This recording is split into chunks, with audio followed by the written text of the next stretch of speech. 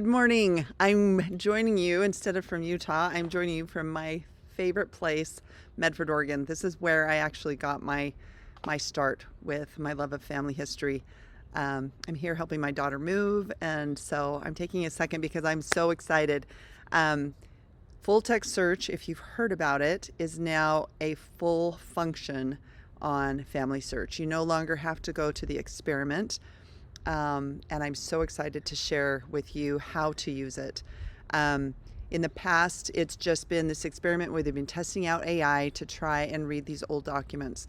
And these used to be films that were sitting in the library in drawers that you'd have to pull out and scroll around on microfilm. Now they have over 5,100. This is as of August 2025. So if you're listening to this later, it may even be more. They're working on adding everything that's been digitized that was microfilmed starting in the 1930s, and then everything that they're adding new, they are working on getting into the AI. So full-text search is your new best friend. I'm just going to get right into it, and we're going to get on to, I'm going to share my screen, if I can remember how to do that. It's been a week. Let's see, allow to share screen. Here we go. Share entire screen. All right. So we're here on the main page. You're going to log in to FamilySearch. And it used to be that you would go down here to FamilySearch Labs and log in. But now you can come up here to the search button, and right here is full text. So let's click on the full text. All right, for those of you that have not used full text, you are going to be blown away. There's a few key things that you'll need to know how to do, but it's opening up those brick walls that used to take forever and ever and ever to try and search, and then still you wouldn't get information. I tell people that one of my favorite records that I found was for a client that I was working for, and this record was signed by Miles Standish. It was during the Plymouth Colony days, and this person was getting summoned by the King of England. And I'm like, I studied Miles Standish in high school history, but to see his actual signature was absolutely incredible. So let's talk a little bit about full-text search. So what it is it's using AI to read cursive, to read typewritten documents, any type of document, and it's making it searchable, kind of if you've heard of OCR. It finds the words, and then it pulls up all the documents that it has in its system for you to see. So for instance, so this is your main area where you're going to search, right in this start your search. Down here it gives you some search tips. So if you forget, we'll go over it, but you can come back and you can look at this and it'll give you tips. Now this first one is really important. When you're doing a name, put the name in quotes. You want to basically cement it together so that it doesn't find a Henry here and a Jones here. You want Henry Jones all together. Another tip when you're searching for your person is remember spelling variations. If there was a Will and maybe they abbreviated the name, maybe George was GEO. Be creative. Use that GEO and then Smith and make sure it's in quotes. Do George Smith, do G Smith. So those are, I'll show you some of the different ways. The other thing that I want to show you is down here in Find a Collection. You can put in just the title and search a specific. I usually don't do that unless I am searching for something very, very specific. Otherwise, I always just start with the name and see what I find. So let's say I wanted to do Wales, and let's see what comes up. So this one just pulled up Australia, New South Wales, and I could type the name in and see what happened. So it didn't even pull up the country well. So that's why I don't love this searching that way specifically, but you can browse all collections. Let's see how many you have. Oh my goodness. They've gone up 400 collections since I checked a month ago. So you can see here we've got Africa biographies. Let's see if we just type in, I'm going to type in oh, there we go. Breckenshire, one of my favorite places. And you can see that it's got these properties, or these records. Sorry, I read the word properties there. These records here. But just know that just because this title is here, that does not mean that that's the only records here. For instance, because I know, because I found it in here, if I type in Penpont, And see, it's not even coming up. So it's not perfected yet, because I know that there's a pen pont collection for this estate where my husband's family was, and it's within this. Another tip to remember is that when you see a title here, so let's say it's American Samoa Legal from 1900 to 1973, it may contain more than just that American Samoa Legal, or it may contain different documents. So the collection may be multiple collections within it. They've just taken whatever is at the front of the collection and named it. And they're still perfecting it to make sure that every single collection that's within that entire filming is titled. And so sometimes those titles are not totally accurate. But let's say you wanted Scotland. So we come in here. So this is doing better for me within here than on that main page. So here you can see Scotland. Look at all of these Scotland records. There's 11 pages of Scotland records. You can see some of them are not very many. This 62,000. Let's just go one page over. If you come down here to the bottom right, you can click and you can look at all of these different records. And 38,000. Let's see if there's what the biggest one is. Oh, there's 108,000 in Edinburgh. So I want to tell you a short little success story. So at the FamilySearch Library, we had a guest come in, and they had family in Arkansas, and they said they were from Scotland, but they didn't know where. And so I don't even remember the name. I wasn't helping the person. It was one of the missionaries. But he said they ended up using full-text search. They put his name in there, and they just searched, and they said Arkansas and his name, and maybe the little place in Arkansas. And up popped a Scotland probate. This man that lived in Arkansas was mentioned in the probate of his uncle, who still lived in Scotland.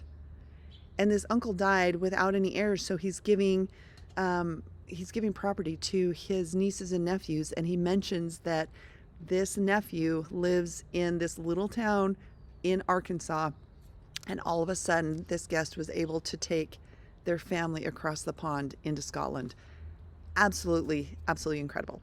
Okay, so we're going to go back here. If you want to get back, just click on the full text search and it takes you right back here. So notice now, if you're familiar with what was up here before, full text was not part of this, and now it's one of the selections. You can find it under the search, full text here, and once you go to that, then it shows up here. So anytime you want to come back to this main page, click on full text. So then if you come over here under keywords, my recommendation, this is what I personally do, I always go to keywords. I've tested it with keywords and name, and I actually get more results with keywords. Name, I talked to a programmer, and he said just the way the name box, how they program that, it is a little bit more limiting. So start with the keywords up here. So I'm going to do Anna Jane Williams, and I'm going to say return, and let's see how many we get. And I just put just the name. It's always good to start small, and then you can expand it. Start narrow and expand it. So I know that she lived in Wales, and as you can see right here, I've already been on this. This was a huge breakthrough for me, and it shows up in purple. So anytime you come back, it will show you purple where you have already visited. But I want to narrow it down, and currently this is considered the older view. We will probably need to do another video coming up. It's been going back and forth between the old view and a new view. The current way, as of today, September 2nd, 2025, you have these buttons up here: collection, year, place, record type. My personal choice is I always like to narrow it down to place next. So I click on place, and I know that I want to go to the United Kingdom. So you have to have a general idea of where these people may have lived. And then I'm going to narrow it down to Wales, because I know she lived in Wales. And then I'm going to just leave it. I know she was in Breconshire, but I'm going to leave it broad because I don't know if she moved. I want to make sure that I get all of the records that are in that area in Wales. So I'm going to say apply. And I can see right here, this Breconshire, Wales, it says deeds, but it's actually, this is what I'm talking about. This is actually more than just deeds. This actually is some abstracts from some probates. So this one is typed out, so it's pretty easy for the computer to learn to read it. Over on the right hand side you can see a transcript. This is what the computer has typed out from what it sees. So it's had a very easy time with this one. If I come over here, I can read through this and I can see the administration of the estate of Mrs. Anna Osborne, and then down here, and it says for the administration of the estate of Anna Jane Williams by Catherine Morgan. So it's giving me a little bit of information. So if I zoom in, and you can zoom in with this plus and this minus, or like I have a Mac, so I can just kind of use my fingers and zoom in. And I can see right here, here's a date, and this is the summary of what's in this document, and here's a document number. I know that I can go to the National Archives in Wales. They have an online website, and I can find the original. Possibly we have the original. I don't know. I'd have to do some more digging. But I do know that I get a little bit of a summary, and it talks about this Anna Jane, and I discovered that it goes on for other pages. But because of time, I want to show you just some of the cool things in here. If you notice that there's a problem in here, they now have a pencil function, so you can click on this pencil and you can edit within here if something was typed out wrong by the computer. Another thing that you can do, so see it says click here to edit a word. I'm not going to do that because I didn't really notice anything that I needed to change. If I want to download it, I can click download, and it can download the image. I can do a PDF with these highlights. I can do a PDF record with no highlights. I can also do a JPEG, which a JPEG is just an image. It's a picture. That's my personal preference. I always like to see the picture. And then I put it in my memories under FamilySearch. So what'll happen is if you do JPEG only, then I can say download. It'll go onto my computer, and then I can upload it. You just have to pay attention to where did it download. I know that it downloads on my Mac to my desktop, but it may go to your downloads file or recents if you're on a PC. So you just kind of have to play around. When you're doing the JPEG only, you can notice that this transcription and citation disappeared. So if you're trying to be really thorough, I would recommend doing the JPEG and the PDF with no highlights, unless it's a document written in cursive and you want to be able to point that out for other people. So if you go here, then you can choose, I want the transcription or I don't, I want the citation or I don't, and then you can say download. I'm going to do the JPEG only, and I'll say download. So I'll say allow, and it goes to my downloads. And then if I want to attach it, and I may have already attached this one, I can click the attach, or I can say save record. And so you can save it to your tree, which is fabulous. So I will show you that right now. We click attach to person in family tree. You can see that it gave me this title, Penpont Deeds. I actually am going to get rid of that, and I would title it Anna Jane Williams Probate. And I can be more detailed. I can put the source date. So let's say I'm citing this one, the administration of the will. So it's May to August 1793. So I put May to August 1793. And it's not going to love that because that's not really a standardized, but for me, I want to know that it covered that period, that she possibly died in May and they finally finalized things in August. I can put notes, so I can say that she was a widow. I could even type out the whole thing, account of the administration. I'm not going to do that right now for sake of time, but she was a widow living in Bath when she passed away.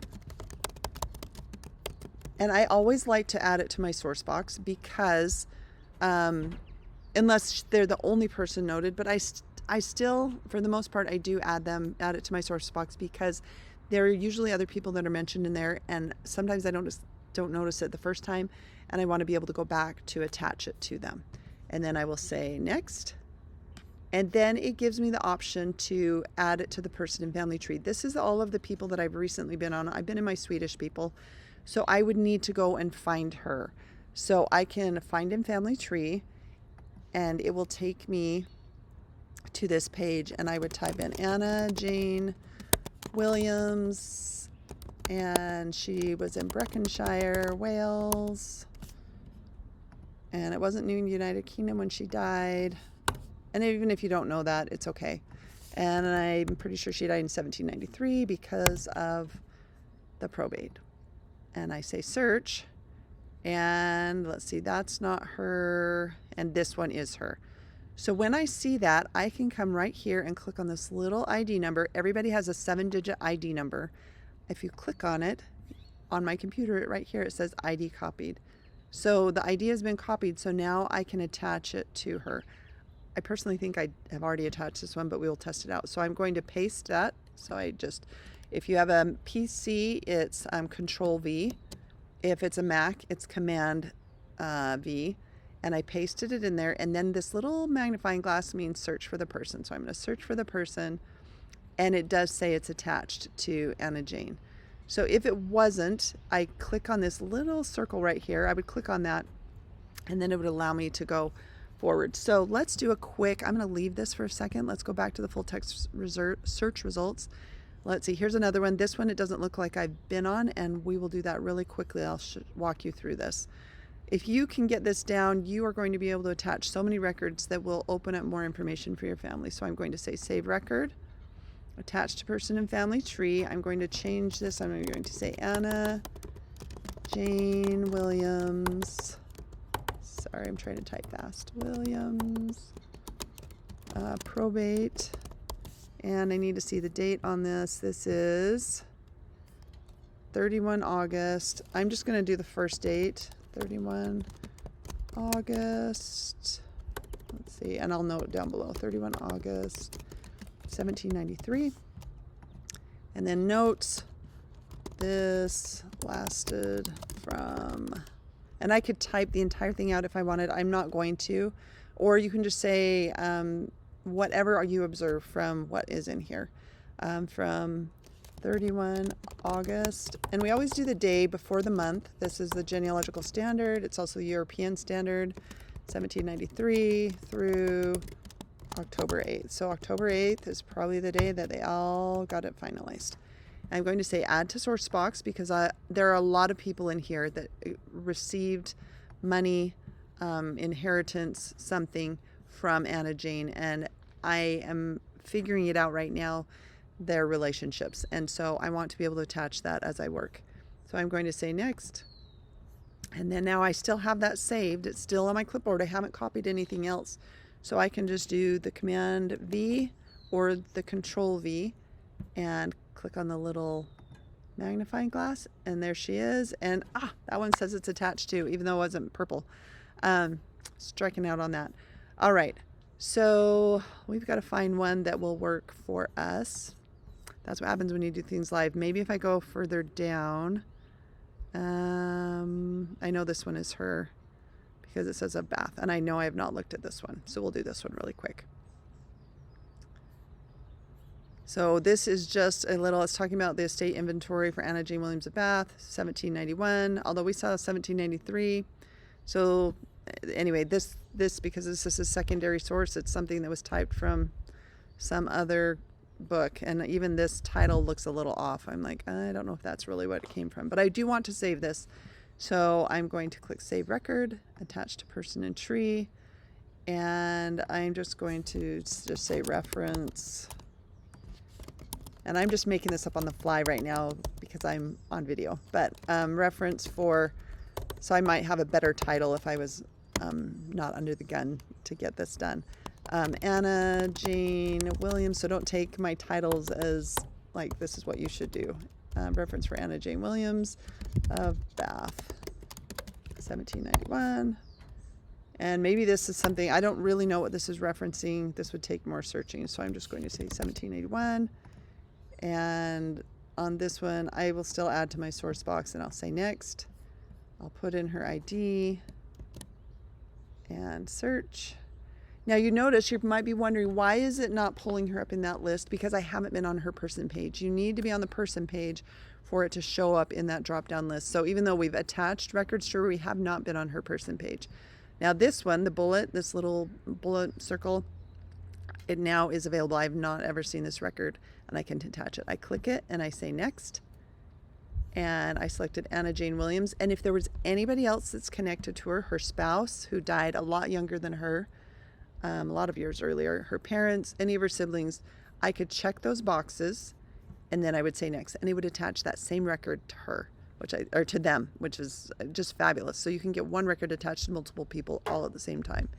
Then you say next, and I will just say proof. So put something, why are you attaching this? So this is proof that Anna Jane lived in Bath, and then attached to tree. So once that's attached to tree, it will be in her sources, and I will show you that in a minute, but I do want to go back in really quick and show you a few other things that are on when you're in this full-text search. So you're in the full-text search. Let's go back up here. We'll just click on this one. It'll probably take us back to where we were just at. You have the option to click on names, and you can manage and edit details. This one has not been indexed, so it will not allow us to do that. But some of them will be. This is a newer one. You can get a transcript, and that's this right here. And if you love the transcript, this one, because it has so many different people on here, I don't love the specific transcript, but you can copy it. So right here, you can copy that transcription. And I will show you if I go to, let's go search.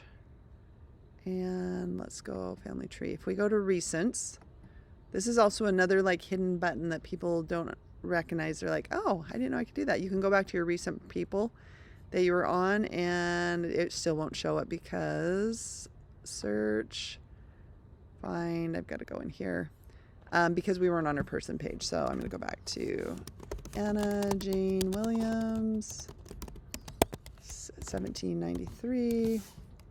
Oh, 1793 in the wrong box. And Breconshire. And there we go. Search. See, I lost what I had copied because I copied, I made another copy, and so I lost my original one. So let's go here to her. And we can go to sources.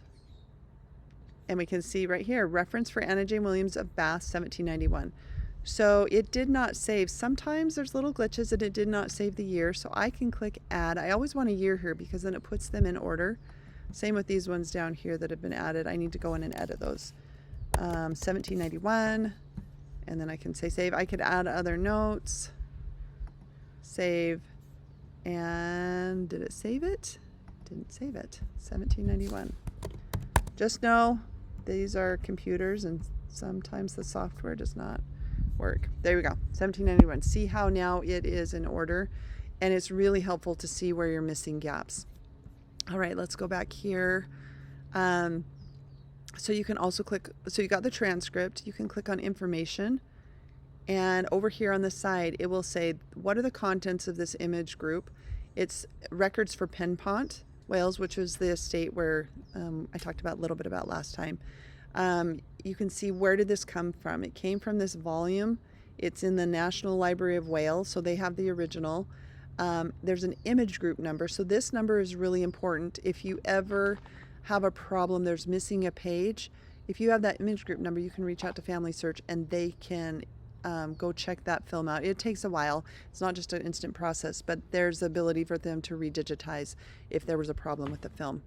And this gives a description of it. It's a schedule of deeds and documents deposited by this Captain P.J. Murray, Penpont, in 1936. So it must have been in the family collection, and they finally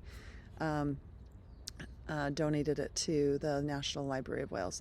And then here's the citation. This is really important because you want to know where it came from. So I often will come in here and I'll copy this. I just highlight it and Command C or Control C, that's copy, or you can right click on your mouse and copy it. Then you can go back in. I can go back into Anna Jane, and if you go back here to the 17, oh wait, which one was that one? That was a different one. That was, let's see if I can do it. This one right here. I can edit, and I can, usually you can edit and put in the source citation right here. It's not allowing me to do that, so I'm just going to put it right here. This is a more complete citation, and I pasted it in there and save. Maybe this will change at some point. I don't know why it's doing that. So now we've got that in there. Let's come back here. Let's go over these little buttons. This one, just remember, don't be afraid to click on things. You're not going to mess anything up. I can view the grid and it will show me all of the images that are in this collection, so I could just move. Right now we're on image 297 and you can see there's a blue box right here and of 358. So you can just scroll down and you could click to another page. I'm on 324 now, and you can go in and see who's it talking about. Well, what's really cool is this entire book is about my husband's 6th great grandfather. So I can see that there was a letter from Henry Williams to Walter Powell. And what's really amazing is that this is just a little abstract, giving me a little information. It tells me there's actually an original record that I could find that would give me more information. So you can also download this here. So you see there's this download button here. We also saw it over on the other side when we were over here. So I could download it, and it gives me the allow download, and it downloaded that whole image. If you click on this little box, this is where you get that information that we were just looking at. And you can see what the permissions are. Sometimes there's certain things that you can only see within a library. As you see that this message right here. We're also going to, if you want to see full screen, that takes you to full screen. Sometimes that's very helpful when you're trying to read difficult writing. You can also adjust the image if it's not bright enough. If you want to make it lighter, you can adjust it there. If you make a change and you're like, I don't want it, you click on that and then you click reset and it takes it back to the original. This is also where you can rotate the image left or right. You can even say maintain the image zoom, which I've never really used, but we're just going to leave it on that one. You can also click here for keyboard shortcuts. So it will tell you if you press control. So just remember, control is command with a Mac, and this symbol, you can invert the colors. So what does invert the colors mean? We'll do it right here. So we can, right here, invert image colors. It makes it from a gray to a black background. So sometimes that's helpful when you're looking at an image. So this is this little box, the adjust image box, that allows you to make it easier for you to read. All right, we covered everything on here. Let's go back to this one right here. Let's see, I think we covered it all. I think we have. So let's go back here to the full text search right here. I want to do a new search, full text search, and I would recommend that you start with maybe like just a grandparent. So like, for instance, my grandfather was James Carroll Bagley. And I'm just doing a search for James Carroll Bagley, and look at this. The first thing that comes up, I did this a few weeks ago and I couldn't believe it, that here was his marriage record. And then I looked here and he was officiating minister. I knew that he had served like in a district presidency or something for the Church of Jesus Christ of Latter-day Saints. And there he was as somebody who married this couple. So I could attach any of these records. So let's say on this, I know I attached that one. I did not attach this one. Let's say I wanted to attach this one. I click on it. I come and look at it. I can, this is one key thing I forgot to tell you. You can do a summarize the document.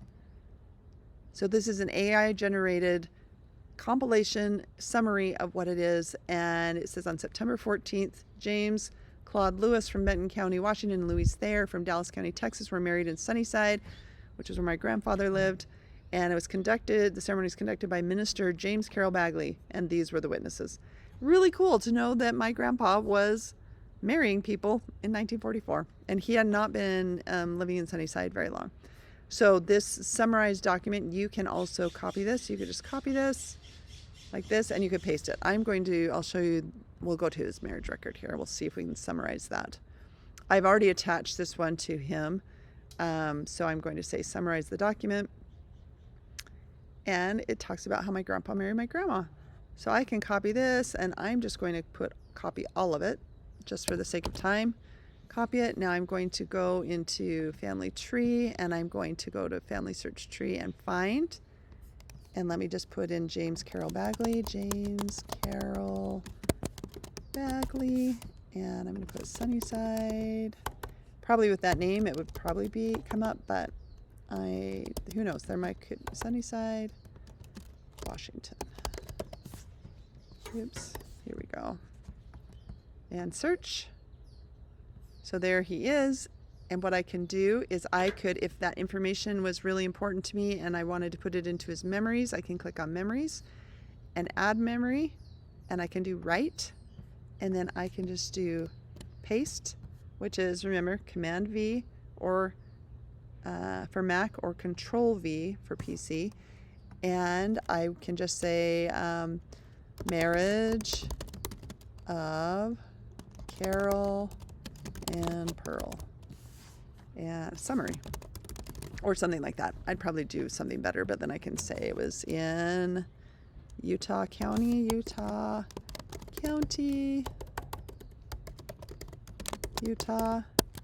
and enter a date. Always try to have everything filled in here if you can. And let's see, does it tell me on here when they got married? Try to remember their marriage date. See if it'll scroll. There we go. 1934. So I'll put 1934 and next. And I'm going to make it public. If it was something you wanted private, you have the option to check this box to make it private, and only you would see it. Or if you've created a group tree and this person is in the group tree, they would show up as well. So we'll say add. And now it's part of the memories. It was that simple. Let me go back one more time to full text search and see if there's anything else we should cover. So just remember, Family Search.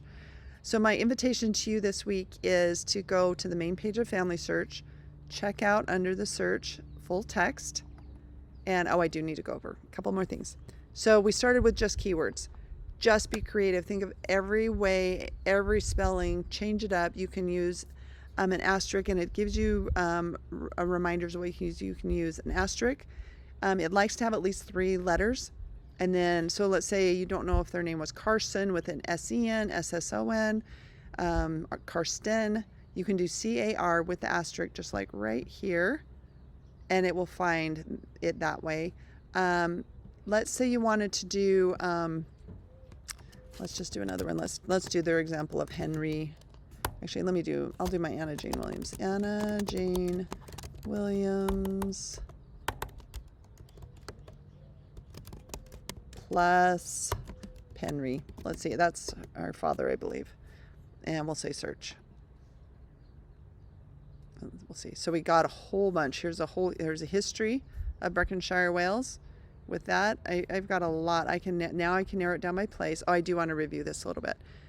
I'll click at United Kingdom and I'll go to Wales, and then I'm going to narrow it down. I still have 1,200. I'm going to go to Berkshire, and then I'm just going to say apply, because I know this family owned a lot of land, so I want all of the records. Just know that if you narrow it too much, if they moved across the county line, you're going to miss that. So you want the opportunity to look at every single record. You can also narrow it down by year. So if I'm interested in something in the 1700s, I click on the 1700s, and then I can narrow it down even more. Just know that after I do this video, they may change it, and I've seen the new version, and it's over on the left-hand side. So don't be afraid to try and navigate it. It's similar to this, looks a little bit different. But then I'm going to narrow it down to 1730 and then apply. That's as far down as it's going to allow me to go. But then I can narrow it down by collection. I can say I want biographies or legal properties. Just know that those are a little more vague right now. They're not as specific as I would like them to be. I can do it by record type. So again, here it breaks it down by that. So just remember, you need to use these to narrow it down once you've done your broad search. Sometimes your broad search only brings up 2 people. But I can see that I found that. You could just do Anna Jane Williams. But I have found when I narrow it down by the place, if I do Berkshire, I'm going to miss some things. So try multiple ways, and I'm going to do the year range. I know she lived from 1700 to 1800. And I click search. And then what I realized, I didn't get anything. And the reason why is I have these selected as well. So I'm going to get rid of these. That gave me 11. And then when I get rid of this, that gave me 16. So do you see how by being more specific on that right side, that I actually really limited what other records I could have found? So it's better to go broad. I like using these little bullets to narrow it down, but not too much. to see what I can find. So with that, I think we're going to be done on the full text for today. But there's so much more that we can cover. And if you would like me to go into a little bit more depth, maybe a little bit slower, sometimes I get so excited and I go fast, let me know in the comments. And I'm so excited. This full text search will change your life. You'll see records that you never thought you would find, like the marriage record of my grandparents. I never thought that I would find that in there. So start with some of the people that are closest to you and see if they had land or what records are there for them. Don't be afraid to click around. So your homework assignment for this week is to practice with the full text search. Go 1 generation back, 2 generations back, and just type in names and see what kind of records you get. Let's see what happened to my video. I think I'm still here. I got a strange little message on my thing. So there we are. A message popped up, those random ones. So have a great week. Tell me how you're liking full text search. Tell me if you're experiencing some frustrations. Just know if you live in an area of the world where they don't have records yet, be patient, and they are continuing to add, and they are continuing to film all across the world. Have a great week, and we'll see you next time.